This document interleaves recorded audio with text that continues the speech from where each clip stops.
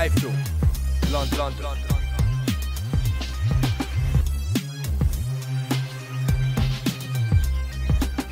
iFILM, London. This is Kugan Cassius for iFILM London. We're at the City Pavilion here for an audience with Hands of Stone, ROBERTO DURAN. With me, what do they used to call you? Hands of what, Colin McMillan? Sweet thief. Yeah? Audience for ROBERTO DURAN here. I'm assuming that DURAN was one of your all-time favourite fighters, Colin? Yeah, without a doubt, I think, ROBERTO DURAN, Sugar Leonard, Tommy Hearns, Marvin Hagler, that kind of great era. I mean, that's what kind of got me involved in boxing. And, I've met him a few times, but one of the greatest fighters of all time. So, an honour to be here tonight.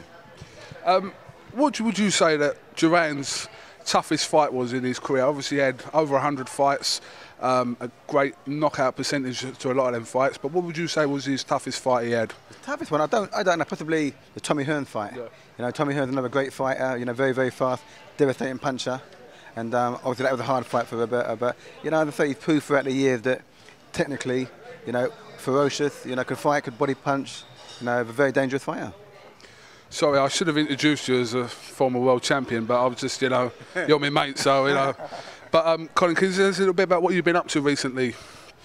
Basically, I've got like an academy in Redbridge, non-contact boxing training. I've been developing that for a couple of months now, working on trying to get kids in the community involved in boxing, trying to keep them off the street. So that's been taking quite a lot of my time.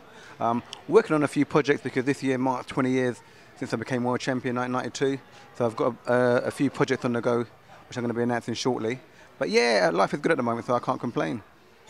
You spoke a little while ago about that era of Hagler, Hearns, Leonard, Duran.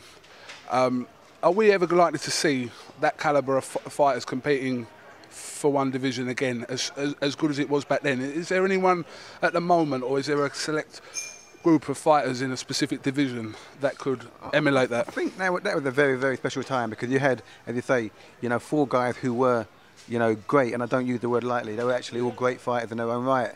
So to have a period like that, I think it's going to be very difficult to have another period in history like that. I think we're privileged to have grown up during that period and see some great fighters. And a great thing about that thing was they were all fighting each other. Nowadays you've got people like obviously Mayweather and Pacquiao, and we're not seeing those two fight, which is what we really want to do for the sport. Like we saw Leonard and Duran fight 3 times, and we can't even get Pacquiao and Mayweather to fight once. Exactly. I mean, it's a travesty, really. I think for the good of boxing, if that fight happens, everybody will be interested in boxing yet again. And it's a great marquee fight, and hopefully they can try and get around the table and make it happen. For the good of the sport, and to find out who's the #1 pound for pound fighter in the world.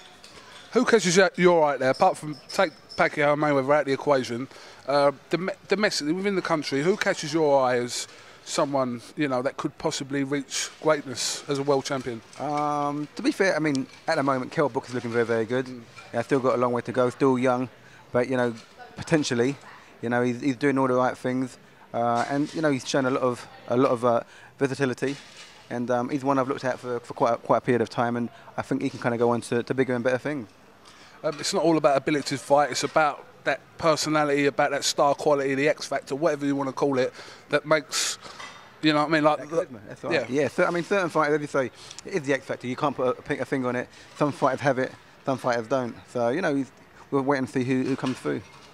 We got 35,000 people travelling from England to travel to see Ricky Hatton in Vegas, when the arena at MGM only holds 16,500. So I think if we could get someone like that who could take them sort of numbers out to Vegas. I mean, to be fair, what Ricky did was amazing. Yeah. I don't know if there's ever going to be a fighter who's got that kind of appeal to get the masses out there, because it's a tremendous achievement to kind of bring so many people out to America and support him. But I think Ricky's a great fighter and also a great guy at the same time too.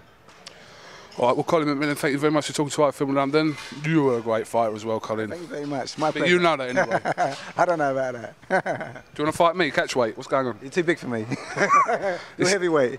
Super heavyweight, and the rest. Right, this is Kugan Cassius with Colin McMillan here in Romford in Essex for iFILM London at the City Pavilion. Thank you.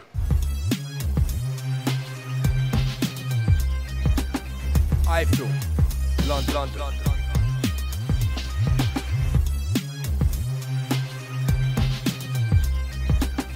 iFILM, London.